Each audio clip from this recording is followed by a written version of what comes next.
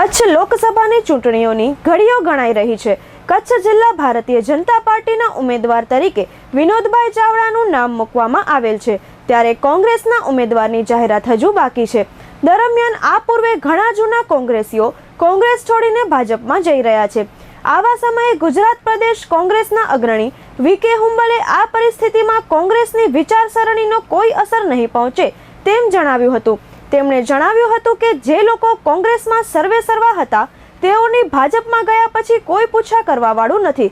વી.કે. હુંબલે ચંચળ ન્યૂઝના સંજયભાઈ ઉપાધ્યાય સાથે વાત કરતા ચૂંટણી પૂર્વે કોંગ્રેસની વ્યૂહરચના અંગે માહિતી આપી હતી। કચ્છ જિલ્લાની કોંગ્રેસની શું પરિસ્થિતિ છે, કેટલું મનોબળ છે ચૂંટણી પહેલાં, તે અંગે વાતચીત કરવા માટે અમારી સાથે ઉપસ્થિત છે ગુજરાત કોંગ્રેસના મહામંત્રી અને કચ્છના અગ્રણી શ્રી વી.કે. હુંબલ। વી.કે. સાહેબ, ચંચળ ન્યૂઝમાં આપનું સ્વાગત છે। નમસ્કાર જી। વી.કે. સાહેબ, પ્રવર્તમાન પરિસ્થિતિ લોકસભા પહેલાં વિધાનસભામાં આપણે થોડું જોયું હતું, તડજોડની રાજનીતિ, લોકસભામાં પ્રમાણ વધ્યું છે, શું કહેશો આના વિશે? સાહેબ, જ્યારે આ ગુજરાત પ્રદેશ ભાજપના અહીંયા પ્રમુખ આવ્યા હતા, એની સભા હતી, બધે આપને પર ખ્યાલ હશે, ત્યારે જાહેર મંચ ઉપરથી એવું બોલ્યા હતા કે અમારે એક પણ બીજા કોઈ પક્ષનો કાર્યકર જોતો નથી। વાસણભાઈ ત્યારે મહત્ત્વના પદ ઉપર હતા, એમને જોડવા માટે લઈ આવેલા હોદ્દેદારોને એને કોંગ્રેસમાંથી ગયેલા લોકોને એને ઉતાર્યા હતા અને વાસણભાઈને એને મોઢે કીધેલું હતું કે આપણે કોઈ પણ બીજા પક્ષના કોઈ પણ એક પણ આગેવાન કે હોદ્દેદારને લેવાના નથી। આ સી.આર. પાટીલ અહીંયા આવીને બોલી ગયા છે। આજે આપણે સૌ જોઈ રહ્યા છીએ કે એને જે પોતે વાતો કરે છે 400 પ્લસ 370 બધા અલગ અલગ એના આંકડા આપે છે રહ્યા। જો આટલો એનો કોન્ફિડન્સ હોય તો બીજા માણસો લોકોને લેવાની ક્યાં જરૂરિયાત હોય? અને ખાસ કરીને હું આપના માધ્યમથી કહેવા માગું છું કે તડજોડની જે એ ગમે તે માનતા હોય, લોકો જે મતદારો છે કમિટેડ, એ ક્યાંય જવાના નથી। ગઈ ચૂંટણીમાં આપણે જોયું કે રાપર વિધાનસભાનો જે માહોલ તમે જોયો હતો કચ્છમાં, કે આપણને બધું એવું લાગતું હતું કે બધા આગેવાનો છે એ ભાઈ વિરેન્દ્રસિંહ ત્યારે ઉમેદવાર હતા ભારતીય જનતા પાર્ટીના, ત્યારે મોટાભાગના 90% જેટલા હોદ્દેદારો કે આગેવાનોને એને રાજીનામા અપાવ્યા કેમ કે જોડાઈ ગયા એવી વાતો કરી। ત્યારે આપણે સૌએ જોયું પરિણામ શું આવ્યું? માત્ર ને માત્ર 500 મતથી જ આપણે ભચુભાઈ પાછળ રહી ગયા। અને એ પણ એમને ક્યાંક ને ક્યાંક પોતે જોગે આયોજન ક્યાંક ખામી રહી ગઈ હોય અથવા તો ખોટું મતદાન, ત્યારે પણ બધા લોકો ત્યાંના પર કહે છે કે મતદાનને કારણે જ આપણે 500 મતે માત્ર રહ્યા। ત્યારે મારે એ જ કહેવાનું છે કે કદાચ આગેવાનો કે નેતાઓ જતા હોય છે, લોકો મતદારો નથી જતા હોતા અને મતદારો કમિટેડ છે એ રહેવાના છે। અને આપણે સૌ જોઈ રહ્યા છીએ કે આટલા વર્ષથી જ્યારે ગુજરાતમાં આપણે કોંગ્રેસ સત્તા ઉપર નથી, 28-30 વર્ષ સામે આ સરકાર સામે લડવાનું છે। કેન્દ્રમાં ભારતીય જનતા પાર્ટીની સરકાર હોય, ગુજરાતમાં હોય કે નગરપાલિકા, તાલુકા પંચાયત, જિલ્લા પંચાયતની વાતો કરે છે, પરંતુ આપણે સૌ જોઈ રહ્યા છીએ કે એકંદરે વિધાનસભામાં ઓલ ઓવર 4 થી 5% જ ફરક પડે છે મતદારોનો। તો મતદારો તો કોંગ્રેસના કમિટેડ છે, એટલે જે વાતો કરે છે એ ક્યાંક ને ક્યાંક અત્યારે એવું માહોલ બનાવવા માંગે છે કે અમારી સાથે આટલા જોડાઈ રહ્યા છે।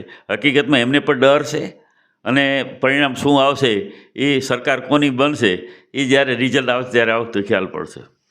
આ વખતે વિધાનસભાની ચૂંટણીની આપે વાત કરી, રાપરની વાત કરી, પણ અન્ય વિધાનસભાઓમાં ભાજપની લીડ ખૂબ જ વધી ગઈ છે, તો એના ઉપર કોંગ્રેસે કંઈ પ્લાનિંગ કર્યું છે ખરું? જો એ તો ભારતીય જનતા પાર્ટીના નેતાઓ કહે છે કે ખૂબ લીડ વધી ગઈ છે, એટલે જે ગઈ વિધાનસભાની જો વાત કરતા હો તો એનું પણ આખો સમીક્ષા થઈ હોય, ક્યાં નુકસાન ગયું, કેવી રીતે ગયું, એ બધા પાસાને ધ્યાનમાં રાખી અને ચોક્કસ રણનીતિ એ બનાવવાના છે પ્રદેશના આગેવાનો। મેં તમને પહેલાં પણ વાત કરી કે દરેક ચૂંટણીઓના સમીકરણો અલગ હોતા હોય છે અને ગઈ ચૂંટણીમાં ક્યાંક ખામીઓ રહી ગઈ હશે તો એ ખામીઓ દૂર કરવાના પ્રયાસો અમારું નેતૃત્વ કરશે। ભારતીય જનતા પાર્ટીની વાત કરીએ, એક પક્ષ તરીકે એવું કહેવાય છે કે બૂથ મેનેજમેન્ટ, માઇક્રો મેનેજમેન્ટ, કાર્યકરોની ફોજ, સતત મિટિંગો ચાલુ જ હોય।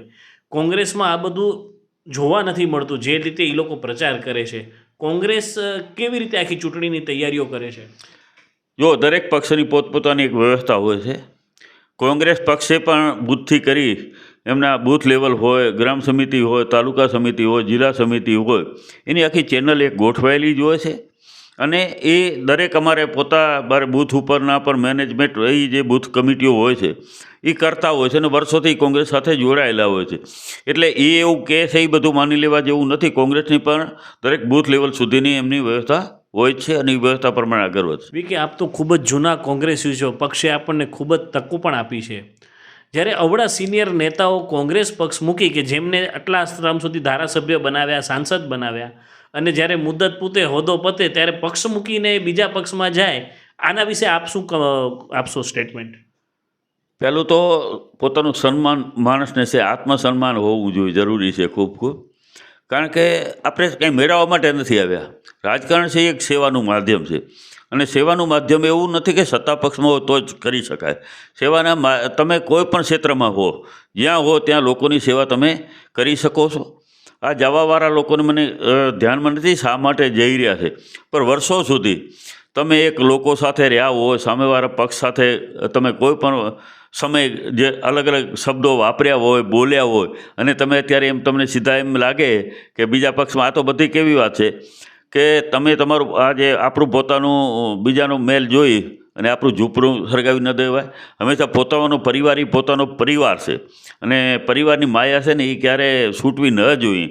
પણ જે પક્ષે તમને આટલું બધું મોટા કર્યા હોય, સન્માન આપ્યું હોય, અને તમે કોઈ બીજા પક્ષમાં જઈ રહ્યા હો, તો હું તો એમ કહીશ કે મારામાં ઉપર જેને વિશ્વાસ કરેલો હોય એવા એક મતદારોનો ક્યાંક ને ક્યાંક હું દ્રોહ કરી રહ્યો છું એવું મને લાગી રહ્યું છે. જે વ્યક્તિઓ ગયા છે તેઓ સતત દર ચૂંટણીમાં ટિકિટો મને મળે, વિધાનસભાની હોય, જિલ્લા પંચાયતમાં મારા માણસને ટિકિટ મળે, તાલુકા પંચાયતમાં મારા માણસોને ટિકિટ મળે, કાર્યકરો સાથે ગયા છે.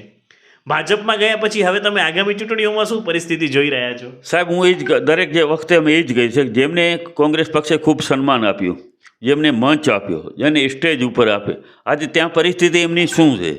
આજે માન ન માન મેં ત્યારે મહેમાન જેવી વાત અત્યારે ખરેખર દેખાઈ રહી છે કે તમે ત્યાં જઈને શું મેળવી લેવાનું. થોડું ટાઈમ અત્યારે લોકસભાનું ઇલેક્શન છે, માન લો તમને હાથ પણ ફેરશે, સારું બોલશે ખરા, પરંતુ આજે એમના પર કાર્યકરો વર્ષોથી એમની પાર્ટીમાં જે સામેવાળી પાર્ટીના હોય, હોદ્દેદારો હોય, એમને ભોગે તમને શું સન્માન મળવાનું છે તમે મને કહો. એટલે આ તો થોડું ટાઈમ લાગે. બાકી ત્યાં જવાવાળાની આપણે જોઈ રહ્યા છીએ. મારે કચ્છની જ વાત કરવાની છે. ઘણા આગેવાનો ગયા છે જે અમારા અહીંયા કને સર્વસર્વ હતા. અત્યારે ત્યાં એની પરિસ્થિતિ શું છે આપણે સૌ જોઈ રહ્યા છીએ. તો જે પણ છે એ પોતાનો પરિવાર છે. સમય બધાનો આવતો હોય છે, સારો ખરાબ. રાજકારણ તો આપણે વર્ષોથી તમે પણ અનુભવો છો કે એક સમય છે, રાજકીય તો સમય બદલતા હોય છે રહ્યા, પરંતુ જે પોતાના પરિવારમાં જે આનંદ હોય છે, પોતાના પરિવારમાં જે કાર્યકરો સાથેનો જે મહત્ત્વ હોય છે, એ બીજા પક્ષમાં જઈને તમારું બધું ત્યાં બોલાય. અહીંયા કને અમારે અહીંયા કને માની લ્યો કે ઘણા એમ કે લડાયક નેતાઓ હતા, ત્યાં જઈને એક પોપટ બની જાય છે. ત્યાં બધું બોલવાનું બધું બંધ. જેને અહીંયા કંઈ ખૂબ નેતાગીરી કરી છે ત્યાં જઈને બોલવાનું બંધ. કારણ કે ઘણા તો અત્યારે પરિસ્થિતિ એવી થઈ છે કે એ કહેતા પણ નથી સામેવાળા જોડાવ, તો પણ સામેથી જોડાવા જાય છે. તો કયા કારણો એવા છે મને તો કંઈ ખ્યાલ નથી પડતી. પરંતુ જે પણ છે, કોંગ્રેસ પક્ષમાં કોંગ્રેસના મતદારો છે, કોંગ્રેસની વિચારસરણીવાળા છે, એ લોકો હંમેશા કોંગ્રેસની સાથે રહેવાના છે અને કોંગ્રેસને ઉમેદવારને વિજેતા માટેને તનતોડ મહેનત કરવાના છે. લોકસભાની ચૂંટણીને હવે ગમે ત્યારે જાહેરાત થશે. ભાજપના ઉમેદવાર જાહેર થઈ ગયા છે, 2 ટર્મથી વિજેતા થઈ ગયા છે. કોંગ્રેસની હવે આગામી જે 1.5 મહિનો કે 2 મહિનાનો સમય મળે એની શું વ્યૂહરચના છે? કઈ રીતે તમે કાર્યકરોને માર્ગદર્શન આપ્યું છે? આપણે સૌ જોઈ રહ્યા છે કે અત્યારે રાહુલજી ન્યાય યાત્રામાં જોડાયેલા છે. 3-4 દિવસ આપણે ગુજરાતનો પણ કાર્યક્રમ છે. આ કાર્યક્રમ પૂરો થાય એટલે આમ જે અમારે બધી કાર્યવાહી પ્રોસિજર થવાની છે એ તો થઈ જ ગયેલી છે. ઉમેદવાર અમે જાહેરાત કદાચ 4-5-6 દિવસમાં જાહેરાત થશે. બાકી તો પક્ષ લડતો હોય છે. એક ચૂંટણીઓનું એક ગણિત હોય છે કે લોકસભા એક એવી છે કે આખા દેશનો નજર સમક્ષ રાખીને મતદાન જ્યારે થતું હોય ત્યારે કે કોંગ્રેસમાં 90% પક્ષની વિચારધારા ઉપર મતદાન થતું હોય છે, 10% જ ઉમેદવાર કદાચ એમની ઇમેજ ઉપર મતદાન થાય. આ લોકસભાનું ગણિત છે. એટલે જે વ્યવસ્થા છે, કોંગ્રેસના કાર્યકરો છે, હોદ્દેદારો છે, એ દરેક પોતપોતાના વિસ્તારમાં જઈ અને તનતોડ મહેનત કરી અને ઉમેદવાર માટે કામ કરશે. એટલે ઉમેદવાર જે પણ આવશે ટૂંક સમયમાં જ ઉમેદવાર પણ જાહેર થઈ જશે અને ઉમેદવાર કરતાં પક્ષ લડશે તો પક્ષ માટે બધા કામ કરવા માટે તૈયાર છે.